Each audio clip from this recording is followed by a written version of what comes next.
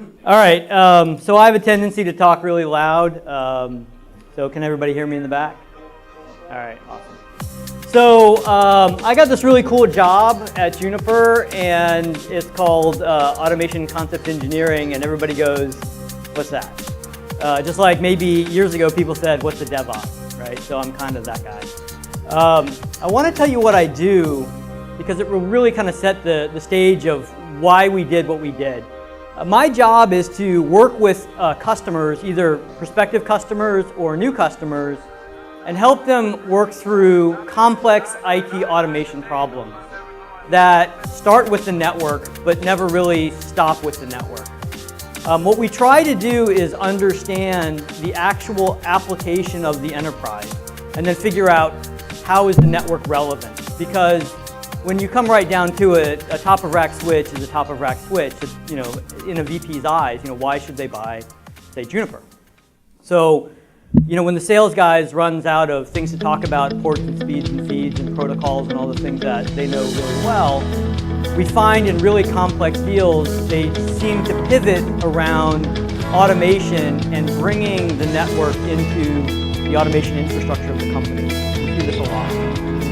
So I get the opportunity to talk to a lot of people and see a lot of things outside of networking. And one of those opportunities brought me to the world of Puppet. So with the time that we have today, I want to share with you why we did Puppet, what we did, and really engage with you guys in a conversation of where you think we should be going. And for the remainder of this talk, I don't want you to think of me as a guy who works at Juniper or a guy that is even a networking guy. I want you to think of me as some guy that kind of understands automation and complex workflow solutions and just wants to help bridge the gap between where DevOps is and networking, just like where Dev and Ops was maybe 5 or 6 years ago. The talk that Jess gave this morning was kind of inspiring to me because it talks about a cultural problem more so than anything to get the engagement of DevOps forward, right? DevOps is not just tools, it's a mindset, it's a continuous improvement. These kinds of things I want to bring to the networking world. So, can everybody see this okay? Yeah, all right. So in my world, we start with networking on one side and DevOps on the other in these types of discussions. And, for me, the DevOps guys is like, Indiana Jones. You're really smart, you use complex things, you have to solve really weird problems, you got to think on your feet. And, Indiana Jones thinks of the network as, this guy, I have some scary knowledge and you must sacrifice your heart to me if you want a VLAN change or, God forbid, you want an ACL change on the firewall, right? I mean, that's kind of what I hear a lot. Most companies that I talk to do not have, some of them don't have the concept of DevOps to begin with, and a lot of them that do haven't brought that culture to networking. I don't know why that is, but I want to fix that. That's the problem that I want to solve over the next few years. Because what CIOs are really looking for is really this holy grail of IT automation or operations automation, because people are now realizing that IT automation is really the vascular system of an enterprise's success. You guys have been demonstrating this in sysadmin land and the work that you're doing with getting applications. But when it hits the network, it starts to fall apart. At least that's what I've been hearing. I mean, do you guys have problems between DevOps and networking? I mean, anybody? Right? I mean, are you in environments where you've operationalized or automated between, the two? I mean, is anybody that far along? Does anybody not have to deal with networking? Who has to deal with networking on a day-to-day basis? Okay. I mean, do you wish that you didn't have to, or for the mundane, repetitive things that you didn't have to open a trouble ticket for every VLAN change or every lag bundle change or whatever? When I read the Phoenix Project recently, I thought that it was interesting how they related plant manufacturing to IT as a workflow process, right? That was a really clever way to get people to think about things differently. In the networking legacy world, I think that they need to think about things differently because we're simply doing a lot of more of the same.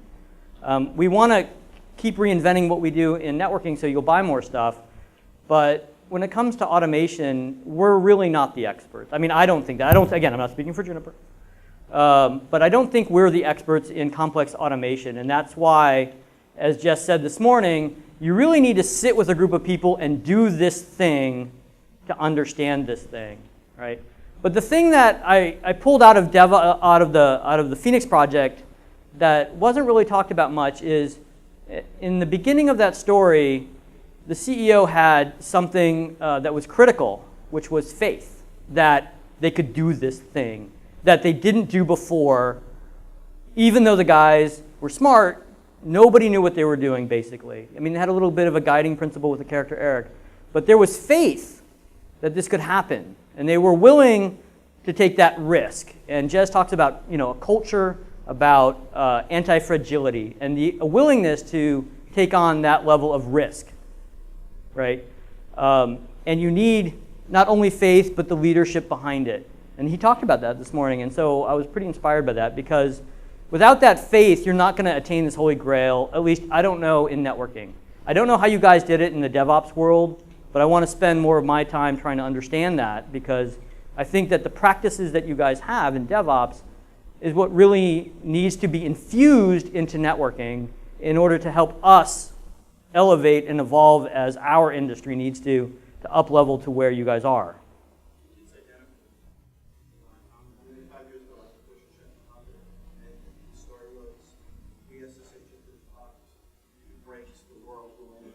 Every network engineer that I talk to tells me how you can't break the network. Right. If you break the network with the other. Oh, that's not, I can't walk with that, sorry.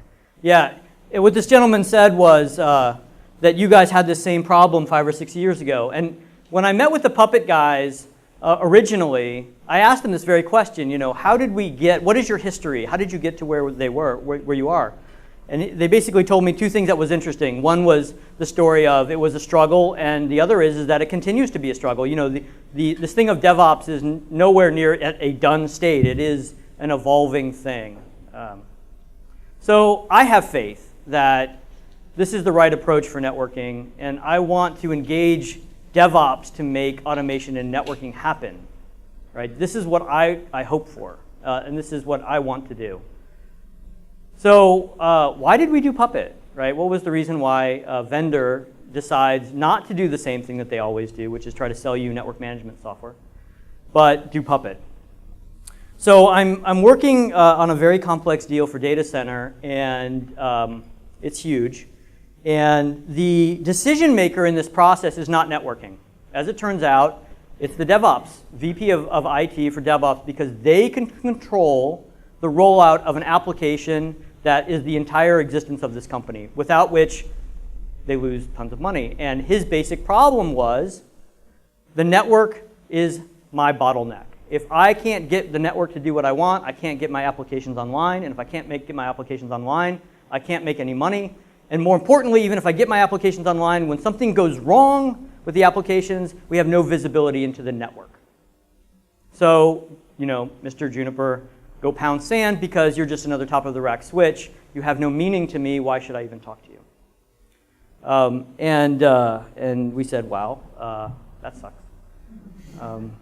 What can we do to make it meaningful to you? And he said, you need to make your switch meaningful to my application. And we're like, well, how do we do that? And he said, go figure it out. Right? This is like Qui-Gon Jinn here. He's like, go figure it out. So we had a series of meetings, not with the networking guys, but with the application guys, and what we discovered was they had built a very sophisticated orchestration platform on top of Puppet. And they said to us, if you can put a Puppet agent on a switch, then it becomes meaningful to us. And we said, what is Puppet? Right? Because we're networking, we live under a rock.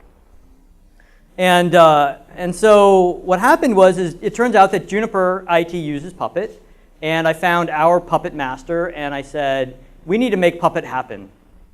What does that mean? And he said, all right, let's figure this out. So what we ended up doing is creating a series of resource types that really mated up to the nerd knobs in switching that the DevOps guys had. If you look at like vCenter or virtual environments or physical servers, the things that they needed to touch, physical interface, VLAN, Ethernet port, link aggregation, the basic things that they already do, they simply wanted a means to have those controls synchronized between the virtual world and the physical world. That's all they wanted, right? We did not do Puppet for the networking guys. The networking guys, you know, they have their own methods and procedures. It's a cultural world that the networking industry lives in. Most people in legacy networking live and die by their CCIE or their JNCIE because they've spent 10 years getting that certification, and God forbid you should take them off the CLI. All right. So we did this not for the networking guys. We did this for you guys, for DevOps. And when we got started with this, when I started to really grasp what Puppet was, because I just thought, oh great, another config management system, oh great, I have to write a plugin, blah, blah, blah, blah, blah. Right? When I realized that you have adopted the methodologies of software engineering practices where you version control infrastructure in the way that a software engineer would version control code, it made my head blow up. I just like, wow, you guys think about it this way? I used to be a software engineer for a really long time building, you know, software for complex systems. And, you know, the little part of my brain that was a software engineer like woke up and went, okay, this is really important. You need to pay attention to these guys because they have their shit together. And I started looking at these tools and where networking is in terms of automation and where Puppet is. I think you can make the analogy on the screen. If you guys can see the apes and the obelisk, doesn't come out well, but you get the idea. And so I'm amazed by the things that you have, and I said, how can we bring this amazing technology to networking? So how many of you in the room even know who Juniper is? I mean, or Junos or Juniper. Okay, good. And how many of you have Juniper in your network today? Okay, and how many of them is top-of-rack switching? Right. How many is it firewalls? How about routers? Okay, it's a mixed bag. It's good. All right. So because my corporate masters paid for the sponsorship, I must do a little bit about Juniper. How we did this is Junos is built on FreeBSD, and as part of our operating system, as part of our build environment, we generate an XML API that's intrinsic to everything that we do. If you actually get on our CLI, it's simply a rendering engine on top of our XML engine. So there is never a lag between a build of code and the ability to automate everything on the box. And that's really critical. So we have this XML API. I'll talk a little bit more about it. We also have an SDK that allows us to cross-compile code. Now, most of our customers don't know about this or use it, but we have this as an asset, and when we were trying to figure out how are we going to make Puppet happen, everybody told us one thing: you must have an agent on the box. You know, there's other people that said, oh no, you can do it as a proxy thing, and everybody said, no, you can't do it as a proxy thing. So we had to have an agent on the box, so we had to cross-compile Ruby and package together an agent and a set of gems so that we have essentially what you have in a Linux environment. You have the Puppet agent and all the infrastructure behind it. So we can do this. We can cross-compile it. We can load code onto a Junos platform. Much like you have apt and apt-get and yum, we have, you know, add some new software onto our box. Again, not a lot of people know about this or use it, but it's there. And then finally, what we had to do was create a new set of providers and types that would expose the nerd knobs that the DevOps wanted in a way that was meaningful for them and not in the way that a networking guy would think about it. Right? They said very explicitly, Juniper, don't put your name on it.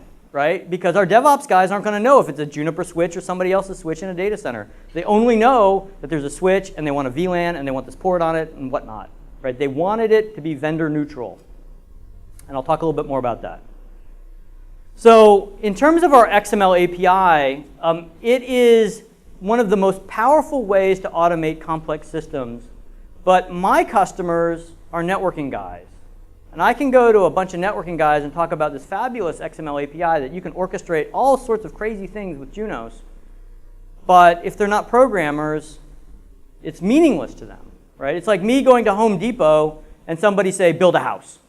Right? You got all the equipment, you got books, you got workshops, but I'm not going to build a house, and I'm certainly not going to live in that house. Right? And so when you look back at the history of networking, why don't they have automation as a best practice or tools? It's because they always revert to screen scraping the CLI, and if any of you have had to deal with that, you know that it's fraught with peril and it's not approachable. So we have this API that is secure and transactional and data-driven with an XML. It's tied into a role-based access control system, which is pivotably important for automation systems when it comes to networking, because the networking guys are freaking out about giving any level of access to the DevOps guys. But if you can very granularly control what commands they can execute, what areas of the config that they could even look at, and if you want to allow them to make changes, you can be very granular in allowing what changes they can make. So because we have very fine-grained controls in our API, the networking guys were, okay, we feel safe here. You're not going to take down our mystical complex routing protocols. You're just stuck in here in the VLANs. And finally, it is comprehensive. Again, this is really critical because when you're designing automation systems, you don't want to design to a moving API. A company can tell you they've got an API and maybe it's REST, but the real question is it stable? Does it change from version to version? Right? Because if they have an API that's auto-generated based on some database schema that changes from version to version, you're constantly trying to play catch-up with your own IT automation, and that breaks. So most of my customers can't take advantage of this API. But how many of you are programmers in the room, or at least are willing to hack? Right? And great. And how many of you have managers that let you do that? Yeah. If I ask networking guys, they say, well, Jeremy, we really want to program, and you've made it really simple and easy with this Ruby stuff, but one, I don't have any time because I'm so busy keeping the lights on. I mean, isn't that the story of DevOps, right? They have to get through that hurdle. But the one that really made me very sad was I had a very smart guy who spent 6 weeks developing software to do a complex change in the network, and then his management wouldn't let him do it. They were afraid of scripts gone wild. Scripts gone wild. Could you imagine, like, if you went to your boss and they said, no, you can't use this automation tool or this thing that you wrote in order to be successful? I mean, think about that. You guys have the confidence and have developed the faith of that guy upon high that you guys can do this work and not cripple the environment because you have a resilient or anti-fragile system that you put together. Networking is just not there yet. They don't have those safeguards. They think, when they talk about automation, the first thing they want to do is make config change, right? Like when you watch Kung Fu movies, the first thing you want to do is chop a karate board and do something like high kick, right? You go to karate class, the first thing they teach you is to fall down, right? Because you're going to do it a lot, right? And then once you've mastered falling down, they teach you how to fall down and get up quickly, right? So you stop getting the butt kicked. Right? That is a very truism, I think, applied to IT DevOps. Right? You first learn how to do a dry run and do audits, and you have dev test environments before you put it into production. Right? Networking guys, they just want to karate chop that board. They want to get on the CLI. They just think that's the greatest thing. I have a cultural problem. I've got a faith problem that I have to create in the networking world, and I think the way to do that is by infusing your DNA into your networking shop. So how many of you actually are quasi DevOps and networking? That's encouraging. Are you guys the same guys that own Juniper stuff? That's okay. We should talk. All right. So what did we do with Netdev then? Because you wanted to hear about this. Our customer said, make it vendor neutral. Don't put Juniper's name on it. Try to make it consumable to our DevOps. So don't use any fancy mumbo jumbo networking terminology like access and trunk port. Just say these are tagged ports, these are untagged ports, right? And just start out with the basic things that we need to integrate with our physical and virtual world. Don't try to invent a million billion resource types because that's just a never-ending spiral of failure, perhaps. We'll talk about that. So we tried to understand, well, what would be the DevOps approach, right? I was not a DevOps. I don't think I've earned the stripes to call myself a DevOps. I want to spend more time with you guys. But we try to figure out what does that mean. Well, we need to put everything in the open source, right? We had to, think about doing things in the open source, which meant I had to convince Juniper Legal to allow us to even do that. I mean, for a legacy networking company, these are not insignificant tasks.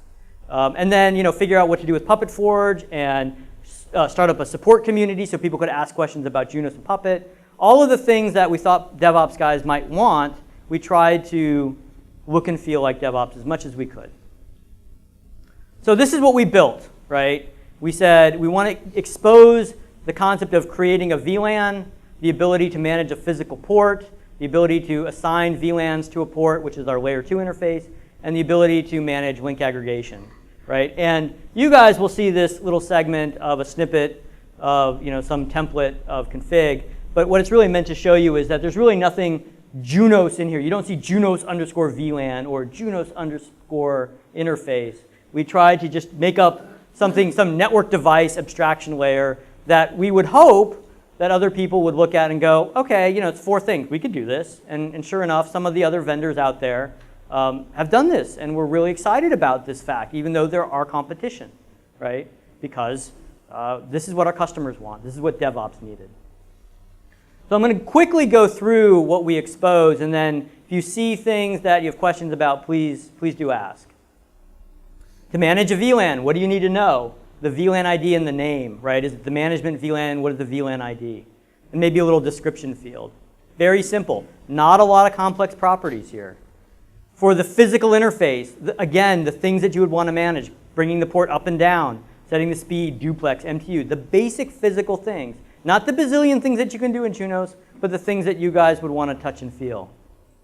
The most important one was VLAN management, because when DevOps or the application guys need to roll out new VLANs on the physical or virtual world, and now they have to sprinkle those VLANs across all the switches that they physically touch, it's a logistical nightmare to figure this out, right? And you open up a trouble ticket with networking, and they have 500 switches that they need to make changes to, and they're doing this quasi-manually, you know that it's going to break, right? If you can synchronize the data and the action of rolling out those changes to the server world, as well as the changes to the networking world at the same time, it reduces the amount of delay that allows your networking guy or your application guys to do their test to say, yeah, everything's great. Otherwise, you're waiting weeks and dealing with, oh, I forgot that switch or that port, and it's a disaster. So again, we said, untagged VLAN, or tagged VLAN. We didn't use sophisticated, complex routing or networking terminology. And finally, for link aggregation, we said, let's make it really simple. Give us an array of the physical ports you want in a group. Tell us if you want to use link aggregation protocol to do state changes there between the devices, and assign the minimal links. So hopefully, this gives you a sense of what we did and why we did it. We did not intend to try to expose every nerd knob. So I'll take a pause here and see if you guys have any questions. Which other vendors picked it up? So I can say, based on what I've seen on GitHub, which the public things I can talk about, Arista in the switching world, Cumulus in the switching world. There's a couple other switching vendors that are picking it up but haven't publicly announced it. What's more interesting, though, is the feedback from customers that this is the approach that they want.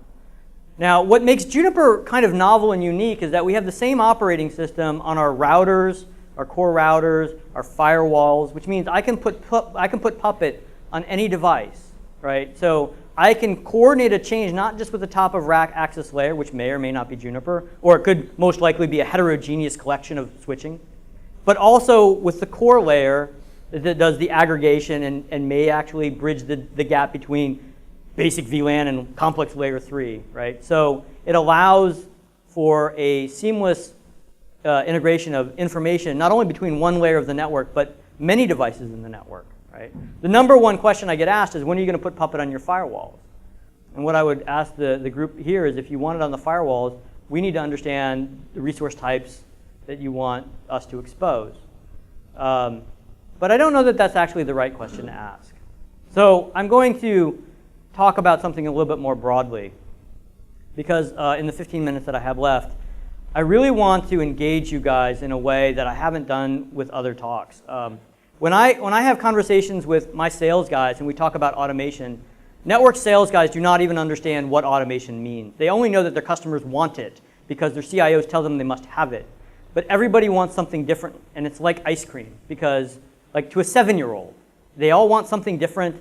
They're not going to make it. They're never going to clean up the mess, right? This is automation in networking land, right? And I will never succeed in trying to figure out how to build the next best thing. I have to engage a tool chain and the community behind that tool chain to be successful. And so what I found was, in order to train our sales guys, I have to teach them, well, how to have a conversation with customers, and you have to break it down for sales guys. Like this, do your customers eat automation like you would eat a banana split, which is a product, like something that Juniper would sell or a vendor would sell? Or is it more like self-serve yogurt where you kind of get something there and build it quickly, which to me is a framework like Puppet, right? Or is it more like going to the grocery store where you're buying all the components at the grocery store and taking it home and having an ice cream social with your kids, which is more like a very DevOps mentality where you're taking things off the internet, maybe you're cobbling things together with glue logic, and you produce something that's very powerful, right? The self-service yogurt and the grocery store model are locked away from my customers. They can't touch it, right? My networking guys who don't write any code or are fearful of things that the customer or the vendor doesn't sell, they don't get the power of Puppet or Chef or whatnot. So we need to use these tools and engage a community that knows how to. And that's kind of my plea to you guys. When I talk to the CIOs, they care about these big picture problems. And really to net it out, what they really want is the networking guys to level up. I mean, it's really this bottom line. I don't know if you guys can read it, but basically they look at what you are doing and they're amazed, and they're looking at the networking guys and the firewall guys, and they're like, why can't you guys just get your shit together? I mean, why? It's a cultural problem, I think.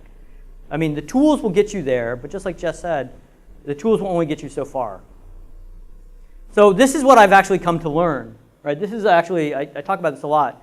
When I talk to the VPs of IT and the CIOs, they value you guys on this vertical axis because you pertain to the immediate value of the business, the applications that drive your business, whatever they are. The more automation you deliver, the more valuable the team is, right? Because all he really cares about is the top line. If you're Payless shoe stores, how quickly can I sell shoes? If you're, Red Lobster, how much can I sell, shrimp or whatever, right? But for the networking guys, they have been indoctrinated in a way that says your value is how well you've passed certifications to master a vendor's CLI and maybe some networking knowledge, right? And this guy only sees the networking guys as a service to these guys, and it's broken because, as you know from the history of DevOps, you can't solve this problem by just throwing more smart people at it. It just doesn't work. So the trick is taking these technologies and blending it with this knowledge set, right? For anybody in this room that says, I'm a DevOps guy and all I need to know is how to use the network, I will give you an SE who will tell you everything you need to know about networking, right? He will show you the configs that will make your system work. And then I will show you how to automate them through the XML API, and we're using Puppet. It's really not that hard. But we need somebody with both the knowledge of networking and the faith and strength of DevOps to make this really work. It really needs you guys. What do I call what? I'm not going to call it Net DevOps. I mean, we joke about that. But really, when I asked Kelsey Hightower, the director at Puppet Labs, he basically just said, we're just ops. He just saw us we're ops. What I want to do in the next couple slides is show you what I think I know about your world and then show you a little bit of mine, because Puppet serves a really good function for what we did, but it really is not, in its present form, a real solution going forward. And I need you guys to help me think about how we take this forward, right? When you're doing something with the server world, you lay down an operating system. You've chosen an operating system, and that is done. And you use things like Puppet to lay down your middleware. These are your packages like MySQL and SSH and all the things that you use Puppet to do. Right? I think of that as middleware and this trifecta of packages and services and files. And then when you add more applications, it's maybe you're using more packages and services and files. I really don't know the world of application deployment very well, so this is my small brain version of this. But what's important to understand is that these are separate manageable tasks that you can break down in separate manageable automation processes. Networking is very different. Legacy networking is very different. When we put an operating system or an image of code on our boxes, it's actually a vertically integrated stack of operating system, middleware, and applications. That's how it is, right? We have the operating system, we have some middleware, and our applications happen to be these complex routing protocols and all the services they provide. When we lay down an initial set of configs, like you would call this middleware, this is just what networking guys would call their base config. And it's huge, right? There's absolutely no way to try to create resource definitions for everything in this middleware layer, right? And that's why we didn't, use Puppet for that purpose, right? Because that was not the use case. But as new services are being added to the network, there are just still more and more snippets of configuration that get added, they get glommed on. I mean, imagine if you would, for just a second, that Linux had a single configuration file. Okay? That's my world, right? So, what I'm trying to understand is, we look for ways to use these tools and automate the network. There's building the house and living in the house, right? When I said, oh, how do I build the house? How do I lay down an operating system and a set of middleware? When I was talking to the Puppet Labs guys, they said, look at using Razor, look at using other tools at the time, right? But changing our house, living in that, changing the paint color, changing a light bulb, the things that the networking guys would allow the server guys to do, a lifecycle management change process like Puppet was a great vehicle, right? Like I can change like the faucet in my sink, but I'm not going to change the hot water heater, right? That's the example, right? I'll call a plumber. So the real question for you guys, and I've saved some time at the end because I really want this to be a discussion, is what do you think the right approach is for us in networking? Is the right approach that you wait for the vendor to build more abstractions? Or are you willing to sit with the guys to figure out how to develop your own abstractions? Or should we go to partners and pay partners money to build the abstractions that you want? Right? We don't know the right answer. I don't think anybody really knows the right answer. But I want to ask you guys this question because I think we're doing this for you guys. So yeah. I was the ninth guy hired in Austin. 4 years ago, I fought this battle in DevOps. And the only reason DevOps won, the developers didn't say, okay, we're going to usurp those op guys and do this. You have to get the culture from within. So a lot of things you've said about, well, if we can kind of throw it over the wall, I know that's not your intention, but the only way DevOps Networks works is to infuse that culture from within. And it was a war 4 years ago getting it's identical. Those sysadmins basically, they did the chop. They changed config files directly. They ran do it 5 for everything they did. They shelled into every box they managed. And it took many years to a culture like this where 15 people, 100 people show up and believe in infrastructure as code. But you have to win by convincing the core, the guys who control the network, that this is in their benefit. Yeah. And I think, again, looking back at, oh, thank you. What I think is, again, reading the book, The Phoenix Project, the way that happened was the faith of the leadership of the top that basically said, do this thing because we're in a period of chaos. And in times of chaos, you have opportunities that you generally don't have when you're operating in a stasis situation. So would the best approach be somebody from upon high, the VP of IT goes, all right, I have all these DevOps guys, and you know what? You guys are going to start to understand the processes. You're going to start to understand the workflow. You think the networking guys need to go into the DevOps land? You got to go both ways. You have to win the hearts and minds of the guys who control the network. You have to convince them that it's in their best interest to use resilient type technologies as opposed to handheld and crack.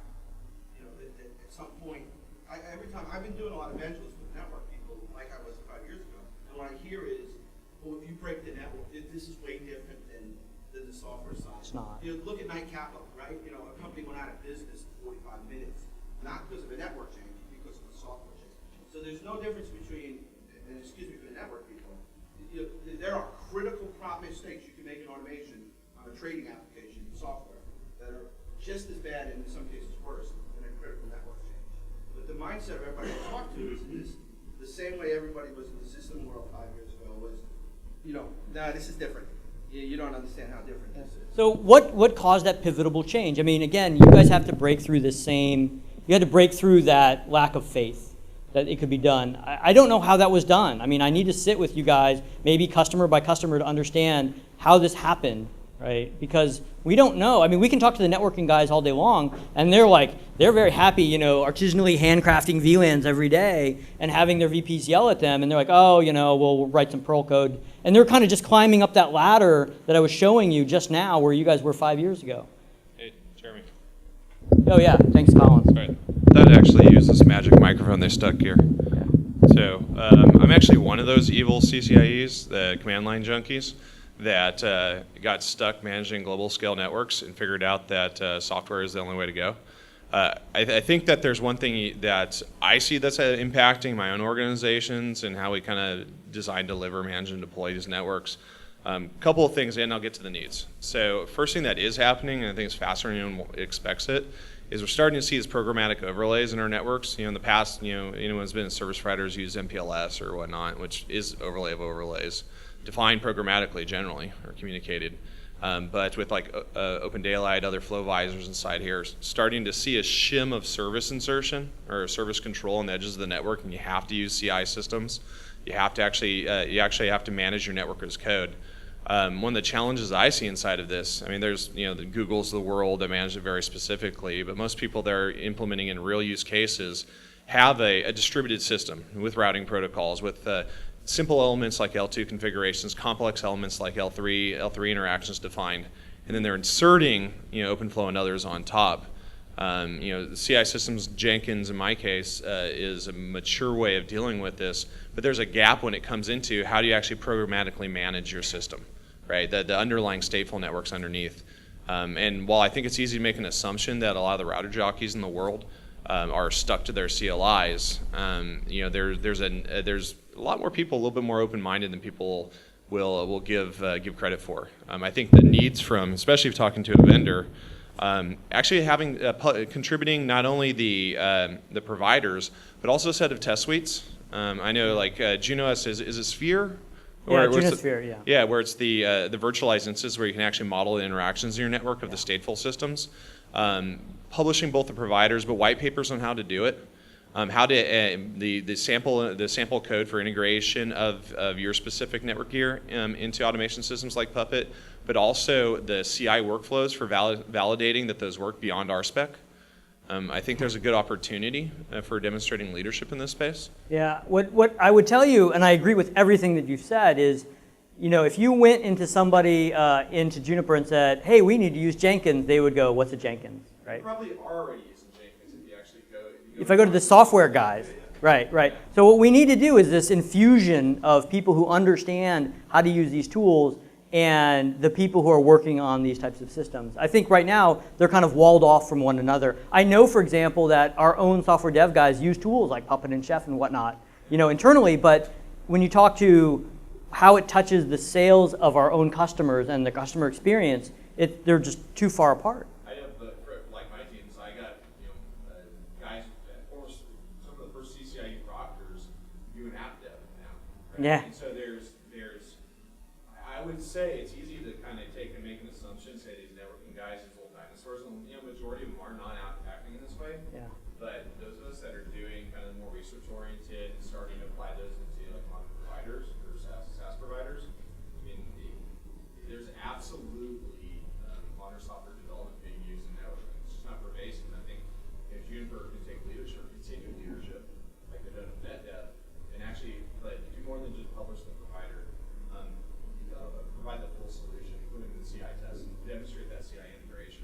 Yeah, thank you. I'm going to put my email up on here in case anybody wants to send me some really good ideas of things that we should be doing, because again, I think the automation leadership is going to really come from you guys helping us to understand the things that are needed to bring that DNA to us. Yes? Yeah, I'm from Microsoft. I work Darren Lohr and work at manage a team of network architects who standardize, where are the router configurations supposed to be for the network, and those network engineers take those and cut and paste them into all of the routers, right? And they might, the scale that we run at kind of requires them that they can't cut and paste fast enough. They can't get their deployments done fast enough. They have to use some form of automation, and they don't know what they don't know in a lot of cases. And I think a way to sell this concept really is that it's a way to make getting your job done actually easier. So you can work on the hard problems in networking and get rid of the hard problems of how to cut and paste this config on thousands and thousands of devices. And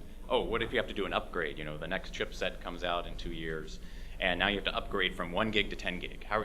That is a tremendous amount of rudimentary, redundant work to go and blow out all those configs. And we'd rather solve the hard problems of how can I, bring my apps up faster, right? That's what the network is for running apps. Yeah, so I want to address this because every smart networking guy I know says, I want to do this, but then and then I say, well, why don't you? And they say, basically, I'm They don't know not what given they enough don't know. time, my management doesn't trust me. Yeah, you know, it's a cultural problem of faith and leadership from above. And if you guys have figured out how to break that logjam, I want to understand how you convinced your upper management to do that, to give you the time to essentially change the engine of an in-flight plane, because that's the analogy that all the networking guys say. They're like, I want to do it, but I really can't. Yeah. Yeah. All right, I know I've got like 18 seconds. Oh no, now the clock is going up, which means bad things. But I will stay as long as you guys want to talk, because I got nowhere else to be. Well, I do have somewhere else to be. So, actually, we'd actually like to continue this conversation. We've got lunch in the hunt room. Oh yeah. So you're all invited to come and join us, and maybe we'll take one more question and then go up to the hunt room. Yeah, thank you. More of a comment, really. You know, I mean, managing individual ports in a lag group, managing tagged ports, things like that. Obviously, you need those primitives, especially when you're thinking in terms of Puppet. But from a larger DevOps perspective, specifically from the ops perspective, it seems like networking is more of an inventory management problem.